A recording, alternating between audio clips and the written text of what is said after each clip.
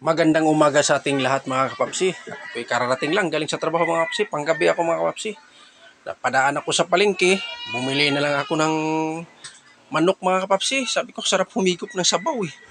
Sabi ko ano kayong magandang recipe ang gagawin ko. Ayun naisipan ko mga kapapsi. Sinigang.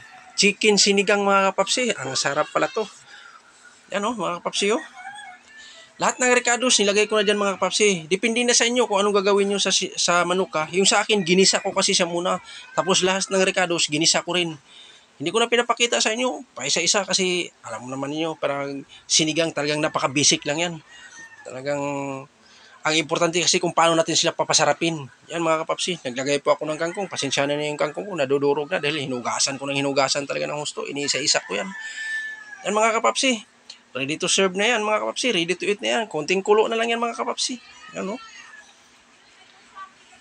Talagang mapapalaban na naman si kapapsi nito. Tapos nagay din tayo ng mustasa. Bumili lang ako ng isang pirasong mustasa.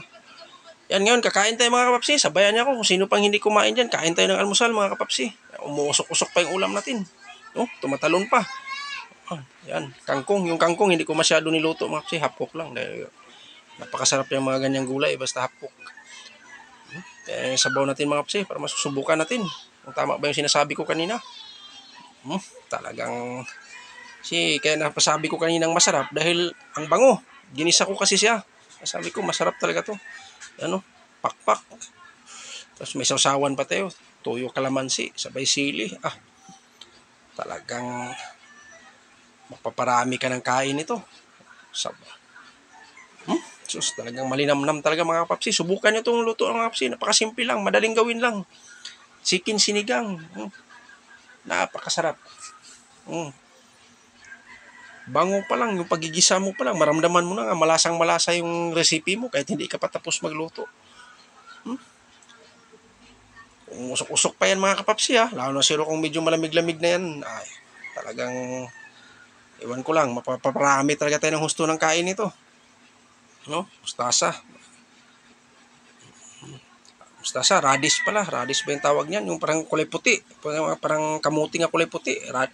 Radish. Oh, radish pala yan. Mustasa pala yung parang pitsay. Radish pala. Ako naman malingki. Hindi ko na tuloy alam. Dampot lang kasi ako ng dampot. Yan, ipagpatuloy natin mga kapapsi. Sabayan niyo ako. Kain tayo. Talagang umuusok-usok pa yung ulam ko. Napakasimpleng ulam lang yan mga kapapsi. Pero para sa akin ay napakasarap na yan mga kapapsi.